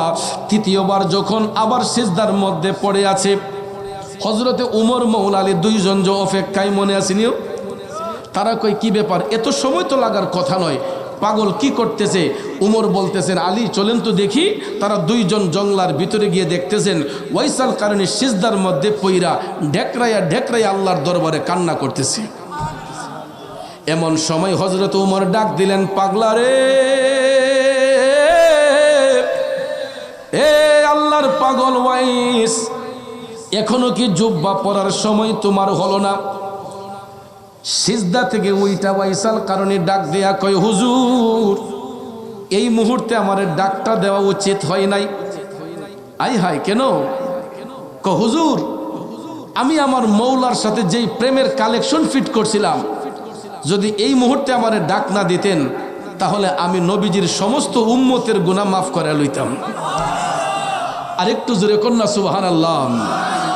কিন্তু ভাই এই ডাকের মধ্যে একটা হাকিকত আছে, কারণ আমার আল্লাহ যদি একসাথে সবাইরে মাফ কইরা দেয় তাইলে আমার আল্লাহর 3টা সিফতি নামের পরিচয় গোপন হয়ে যায়। একটা হলো গাফফার, একটা হলো রহমান, একটা হলো রাহিম। যেই নামের গুণে আল্লাহ বান্দারে ক্ষমা করে, রহম করে, দয়া করে। ঠিক না ঠিক? এই জন্য ভাইয়ার আমার আল্লাহ তাআলা একসাথে যদি সবাইরে মাফ কইরা দেয়, এই 3টা নামের পরিচয় গোপন হইয়া যাইব। এই জন্য দেখবেন আল্লাহওয়ালা ব্যক্তিরা, বুজুর্গ ব্যক্তিরা, তারা যত বড়ই বন্দেগী নেক বন্দেগী করেন না কেন, এরা দেখবেন নিশিরাতে গোপন ইবাদতে আমার মওলার দরবারে কাইন্দা কাইন্দা জিকির করে, গাফুরুর রাহিম নাম তোমার আল্লাহু আল্লাহু আল্লাহ, রহমানুর রহিম নাম তোমার আল্লাহু আল্লাহু। কষ্ট হইতেছে বাজান? ওয়াইসাল কারণে এই কথা বলার পরে হযরতে উমর বললেন, পাগলা তুমি নবীজির এত ভালোবাসো, নবীজির উম্মতদেরকে এত ভালোবাসো, তুমি তো নবীর জামানায় ছিলা, একটাবার কি নবী দেখার স্বাদ তোমার অন্তরে জাগলো না? ওয়াইসাল কারণে ডাক দিয়ে কই, হুজুর আমি না হয় একজন নবীরে নাই দেখলাম। আচ্ছা বলেন তো হুজুর, আপনারা আমার নবীজিরে দেখছেননি? হযরত উমর হাইসা হাইসা করে, পাগল আমরা তো আইলাম ওই নবীর কাছ থেকে, দেখছি মানে অবশ্যই দেখছি। এবার ওয়াইসাল কারণে কেমনে প্রেমের পেস মারছে দেখেন। ডাক দিয়া কয়, হুজুর বিয়াদবি ক্ষমা করবেন, যদি নবী দেইখা থাকেন, আচ্ছা বলুন তো আমার নবীর কপাল মুবারকের ব্রু মুবারক গোলা জোড়া লাগানো ছিল নাকি আলাদা ছিল? আচ্ছা এই প্রশ্ন যেই ব্যক্তি করতে পারে, এটার উত্তর কি উনি রসুল দেখছে না দেখছে না? এই প্রশ্ন করাতে হযরত উমর চমকে গেলেন, মওলা আলী চমকে গেলেন যে পাগলা এই প্রশ্ন করলো কেন? তারা দুইজনে এই কথাটা নিয়ে তাকরার করতেছেন, গবেষণা করতেছেন। এই ফাঁকে ওয়াইসাল কারণী কলম হাতে নিয়া আমার নবীজির কপাল মুবারকের চিহ্ন অঙ্কন কইরা ডাক দেয়া কয়, হুজুর দেখেন তো এটা চিনতে পারেন কিনা। হযরতে উমর ডাক দেয়া কয়, পাগলা রে, এ ওয়াইসাল কারণী, এ তো দেখছি আমার নবীর কপাল মুবারক। ওয়াজকুরুনি, তুই তো কোনোদিন আমার নবীরে দেখোস নাই, তুই তো কোনোদিন আমার নবীরে সরাসরি দেখোস নাই, তুই জানলে কেমনে আমার নবীর কপাল মুবারক এই রকম ছিল। পাগলা ডাক দিয়া কয়, হুজুর নবী দেখার জন্য মদিনা শরীফ যাওয়া লাগে না। হুজুর নবী দেখার জন্য মদিনা শরীফ যাওয়া লাগে না। আশেক প্রেমিকরা পৃথিবীর যেই প্রান্ত থেকেই নবীর দিকে রজ্জু হইয়া যায়, মদিনার কামলিওয়ালা নবী ওইখান থেকেই ওই গোলামরে দেখা দেয়া যায়। আমাদের পক্ষে হয়তো মদিনা শরীফ যাওয়া সবার সম্ভব নয়, মদিনার কামলিওয়ালা নবী আমাদের মধ্যে আসা সম্ভব কিনা এই বিশ্বাস আছে না আপনাদের? আমি আপনি যাইতে না পারলেও মদিনার কামলিওয়ালা নবীর আসা সম্ভব, ঠিক কিনা বলেন? এই জন্য ওয়াইসাল কারণী কয়, হুজুর নবী দেখার জন্য মদিনা শরীফ যাওয়া লাগে না। পৃথিবীর যেই প্রান্ত থেকে আশেক প্রেমিকরা নবী দেখতে চায়, নবীর দিকে রজ্জু হয়ে গেলে আমার নবী ওই জায়গাতে আইসা গোলামদেরকে দেখা দেয়া যায়। হযরত আলী বললেন, তোমার সব কথা মানলাম পাগলা, তুমি তো নবীর জামানায় ছিলা, একটা বারের জন্য তো যাইতে পারতাম। ওয়াইসাল কারণী কয়, হুজুর আমি ইতিপূর্বে 3 বার গিয়েছি মদিনা শরীফ। কয়বার? ইতিপূর্বে 3 বার গিয়েছি নবীজির থাকা অবস্থায়, কিন্তু একবারও সাক্ষাৎ হয় নাই। পরবর্তীতে যখন আবার প্রিপারেশন নিলাম যাওয়ার জন্য, তখন রসুল আমাকে নিষেধ করেছেন যাইতে। সুবহানাল্লাহ কোন নবী আবার নিষেধ করলেন কেন? এই জায়গা থেকে মিশকাত শরীফের একটা বর্ণনা আছে বাজান। আমার নবী ওয়াইসাল কারণীকে কেন বারণ করেছিলেন? ওনার গাইটের মধ্যে যে কান্দে যে একটা গাইট লইয়া হাঁটতেন, এই গাইটের ভিতরে কি ছিল জানেন নি রে বাজান? এ সিলেটের ভাইয়েরা শুনুন, আমার নবী কি কারণে নিষেধ করেছিলেন? ওয়াইসাল কারণী কান্দে লইয়া যে গাইটটা লইয়া ঘুরতেন, এই গাইটের ভিতরে ছিল ওনার গর্ভধারিণী মা। বন্ধুরে, মায়ের সেবা করার মতো অন্য কোনো পার্সন ছিল না, মায়ের সেবা করার মতো অন্য কোনো লোক ছিল না। একমাত্র সন্তান ওয়াইসাল কারণী ছিলেন মায়ের একমাত্র সন্তান। ওই মাকে দেখাশোনার দায়িত্ব আর কেউ নিবে? এই জন্য দয়াল নবী বলেছেন, পাগলা তুই আসার দরকার নাই, তুই তোর মায়ের সেবা কর, আমি রসুল আইসা তোরে দেখা দিয়া যাইমু। মা বিনে বান্ধব নাই রে, মা বিনে বান্ধব নাই রে, এই যে সোনার দুনিয়ায়, ভেবে দেখো কি করছো এই মায়ের লাগিয়া, ভেবে দেখো কি করছো এই মায়ের লাগিয়া। দক্ষিণ সুরমার প্রেমিকরা, ওয়াইসাল কারণে যদি মায়ের সেবা কইরা আমার নবীর দেখা পাইতে পারে রে, আমরা তো মায়ের সন্তান, আমাদের গরত অনেকের মা আছে, আমরা যদি আমাদের মায়ের সেবা করি নবীর দেখা পাইতে পারি কি পারি না? কথা কন, পাইতে পারি কি পারি না? একটা বাস্তব সত্য কথা। আজকে আমি ভাবছি কেমনে ওয়াজ করবো, গলা তো বসা। আজকে 1.5 মাস যাবৎ ঠান্ডা, কাশি, সর্দি। মাহফিলে গিয়া বইলই ডেকুর ডেকুর কাশাইয়ে, মাহফিলে গিয়া বইলই নাক দিয়া পানি আসে। চিন্তা করলাম কেমনে গিয়া মাহফিলটা করুম আজকে। এতদিন পরে সিলেটে যাচ্ছি, অনেক আগে প্রায় আসতাম, ছিলাম চকের এই চারিকাঠির চোখ, এই এলাকায় অনেক মাহফিল করেছি, মোটামুটি অনেক বছর গ্যাপ হয়ে গেছে। আজকে যখন ভাবতেছি কেমনে ওয়াজ করব, বাড়ির গিয়া আম্মার পায়ে দুইটা সালাম কইরা আম্মারে গিয়া আঞ্জাদা ধরছি, দুইটা আম্মা গলাটা ব্যথা করে, মা ঠান্ডা কাশি, আম্মা একটু হাতে ফু দিয়ে দেন। আমার আম্মা আমার গলার মাঝে ফু দিয়ে দিছেন, আমার গলাটার মাঝে হাত বলাই দিছে, আমার মাথাটায় হাত বলাই দিছে। দেখো ফু যাও, আল্লাহর হাওলা। বলেন তো, আমি ওয়াজের মাঝে এই পর্যন্ত একটা কাশি দিছি? আমি মনে করছি আজকে যে আমার বিশ্বাস যে আমার আম্মা আমারে দোয়া করে দেওয়ার কারণে আজকে আমি একটা কাশিও মাহফিলে দেই নাই। আমার ঠান্ডা ভালো হয়ে গেছে, আমার মার দোয়া আমার সাথে আছে। এই জন্য সব সময় কই, মা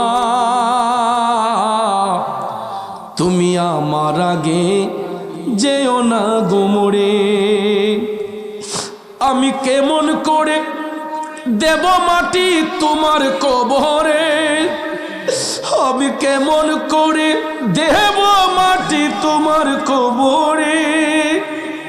মা তুমি আমার আগে যেও না গো মরে। এ বন্ধু, পৃথিবীর মধ্যে একটা সন্তানের শ্রেষ্ঠ দুইটা আপন বন্ধু আছে রে, যেই দুই বন্ধু কোনোদিন সন্তানের শত্রু হয় না। ভাই ভাইয়ের শত্রু হয় যদি সম্পদ নিয়ে ভাগাভাগি হয়, বোন ভাইয়ের শত্রু হইয়া যায় যদি বোনের ফরজ সত্য আদায় না করা হয়, বন্ধু বন্ধুর শত্রু হয় যদি টাকা পয়সা নিয়ে ভাগ বাটোয়ারা হয়। কিন্তু দুইটা বন্ধু কোনোদিন শত্রু হয় না। একজন হলো বাবা, একজন হলো মা। কথা বলেন ঠিক কিনা? আমরা হাজারটা অন্যায় করি, হাজারটা অপরাধ করলেও দেখবেন মা বাবা এটা মুখ বুজে সহ্য করে, ঠিক কিনা কন? যা অন্য কেউ করবে না, কিন্তু মা বাবা সহ্য করে রে। আজকে এখানে অনেক পোড়া কপাইল্লা সন্তান আছে যারা আমার মতো বাবা হারায় এতিম হইছে। অনেকে আছে এখানে মা হারায় এতিম, আছে না নাই? আজকের এই মাহফিল হওয়াতে শুধু আমরাই খুশি না, ওই এলাকার কবরবাসী রুহগুলো আরো বেশি খুশি। আমরা কবরবাসীর রুহগুলাকে দেখি না, কিন্তু কবরবাসীর রুহ কিন্তু আমাদেরকে দেখতেছে। আজকে ওই মা বাবা ধন্য, যেই মা বাবার সন্তানগুলা জান্নাতের বাগানে বসে আছে। আমি একটু দেখতে চাই আমার মতো বাবা হারায় এতিম হইছেন কারা কারা, একটু হাতটা তুলে দেখান তো কার কার বাবা নাই। আমার মতো বাবা কারা কারা হারাইছেন একটু দেখতেছে, হাতটা নামাইয়া দে। আমি আপনাদের মতো বাবা হারাই এতিম। আমি জানি না আপনারা কয় বছর ধইরা বাবা হারাইছেন। আমি কিন্তু 27টা বছরের উপরে আমার বুক ভরা যন্ত্রণা। 27 বছরের উপরে আমি বাবার বলে ডাকতে পারি না। আমরা 6টা ভাই বোন মাস্টার ডিগ্রি কমপ্লিট করেছি একমাত্র বাবার দোয়ার কারণে, কিন্তু 27 বছরের উপরে ওই বাবারে বাবা কইয়া ডাকতে পারি না। বন্ধু, আমার অন্তরে কষ্টের আনল জ্বলতেছে গো। এমন বয়সে আমি বাবা হারাইছি, যেই বয়সে আবার বাবার জানাজা পড়াইবার মতো যোগ্যতা তখন আমার ছিল না। বর্তমানে আমার কত মুরিদ সন্তান মারা যায়, ঘন্টার পর ঘন্টা লাশ নিয়ে বসে থাকে, পিসা হুজুর না যাওয়া পর্যন্ত জানাজা হবে না।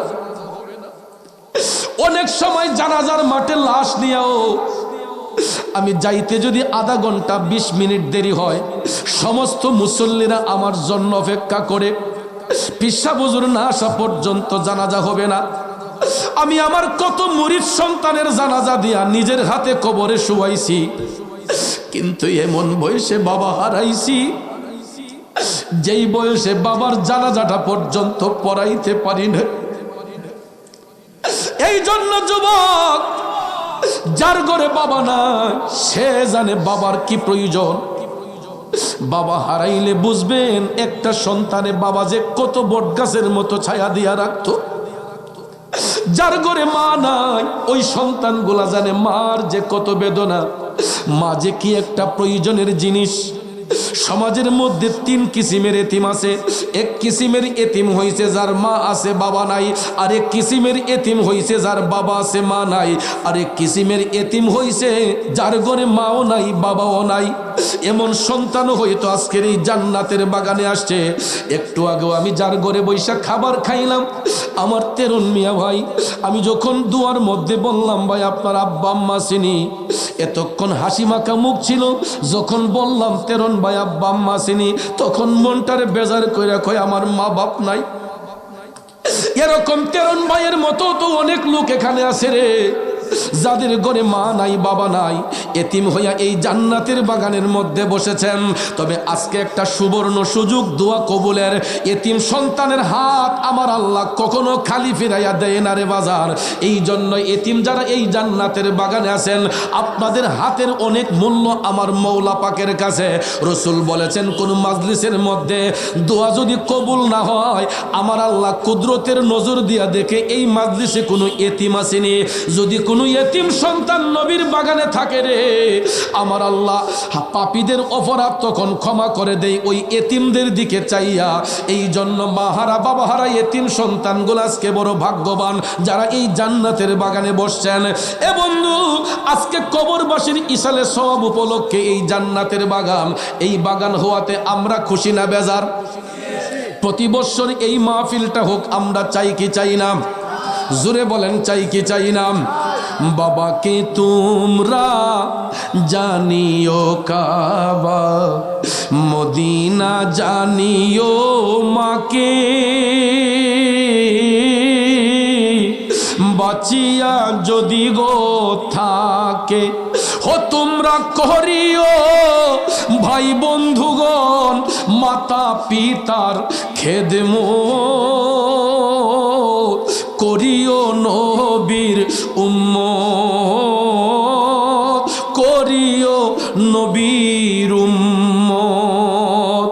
আজকে হয়তো সন্তানের লক্ষ লক্ষ টাকা আছে, ঘরের মাঝে মা নাই বাবা নাই।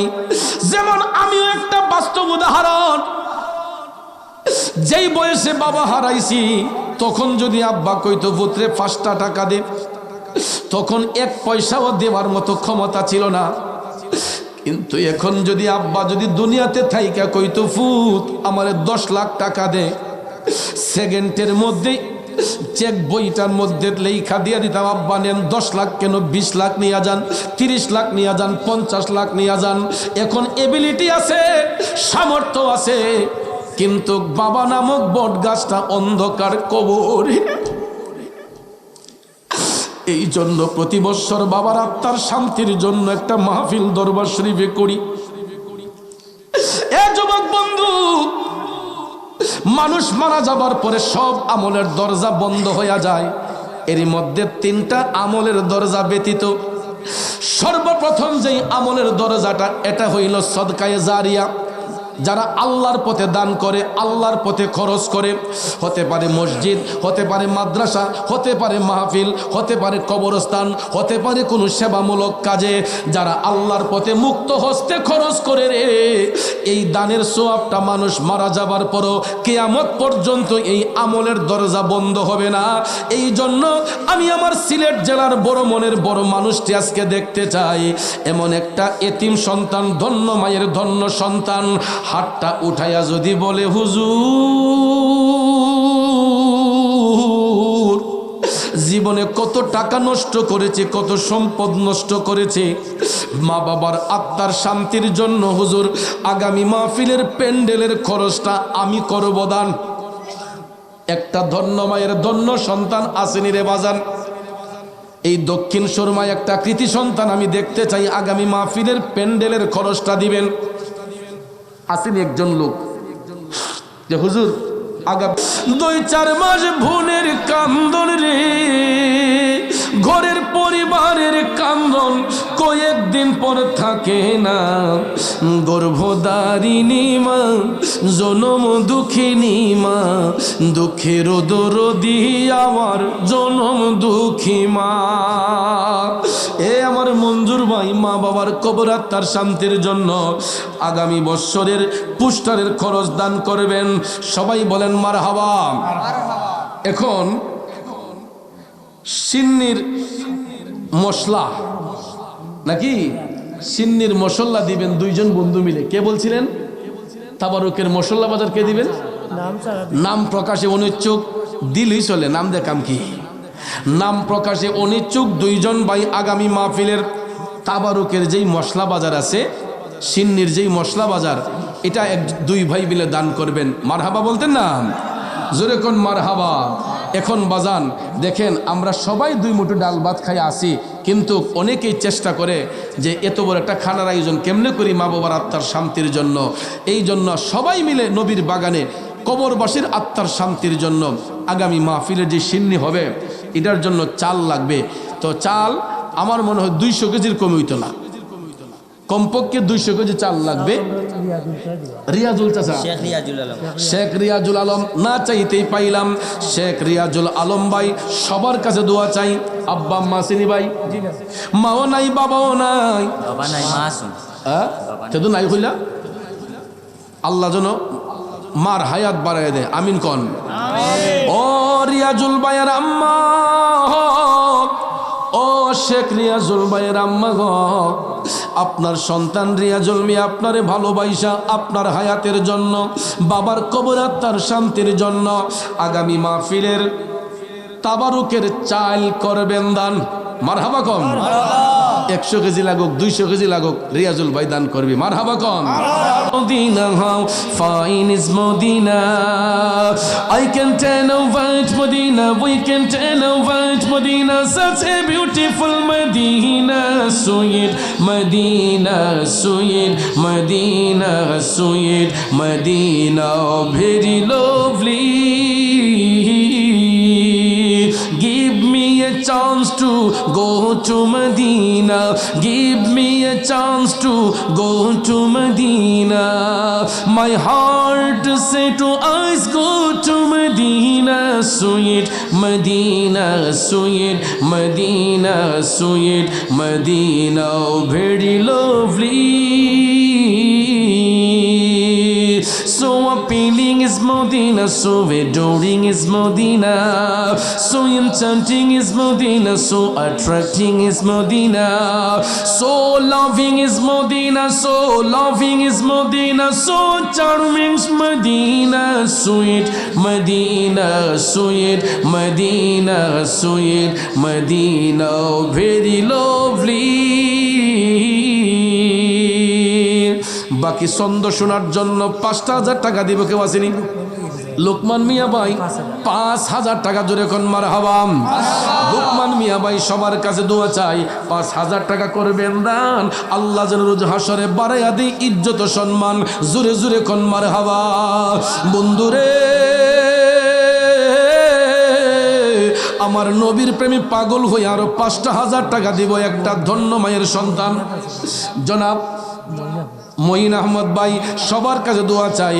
মঈন আহমেদ ভাই সবার কাছে দোয়া চাই, 5,000 টাকা করবেন দান, আল্লাহ যেন রোজ হাসরে বাড়াইয়া দেয় ইজ্জত সম্মান। মারহাবা আসতে নাকি জুড়ে। Everyone's I say that nice is Medina. Everyone's I say that nice is Medina. Each and every heart is saying Medina, sweet Medina, sweet Medina, sweet Medina, very lovely. খুশিয়ার Ali ভাই, খুশিয়ার আলী ভাই সবার কাছে দোয়া চাই। খুশিয়ার আলী ভাই দিবেন 5,000 টাকা জোরে কোন মারহাবা, আরো চিল্লায়া কোন মারহাবা। বন্ধু মা বাবার সুস্থতার জন্য, মা বাবার হায়াত বাড়াইবার জন্য একটা যুবক বন্ধু আসেনি রে, 5,000 টাকা নবীর বাগানে দান করবেন। ওই মা বাবার মহব্বতে যেই মা বাপ নিজে না খাইয়া সন্তানদের খাওয়াইলো, আজকে রোজগারি হয়েছি বড় হয়েছি, মা বাবার নেক হায়াতের জন্য 5,000 টাকা নবীর বাগানে দান করেন না ভাই। আসেনি একজন ভদ্রলোক হাতটা তুলে বলবেন যে হুজুর আমি 5,000 টাকা দেব, মেহেরবানি করে। একজন নবীর প্রেমিক আসেনি শেবুল আহমেদ ভাই সবার কাছে দোয়া চাই। শেবুল আহমেদ ভাই সবার কাছে দোয়া চাই, মা বাবার হায়াতের জন্য 5,000 টাকা জোরে কোন মারহাবা, আরো জোরে জোরে কোন মারহাবা। বন্ধু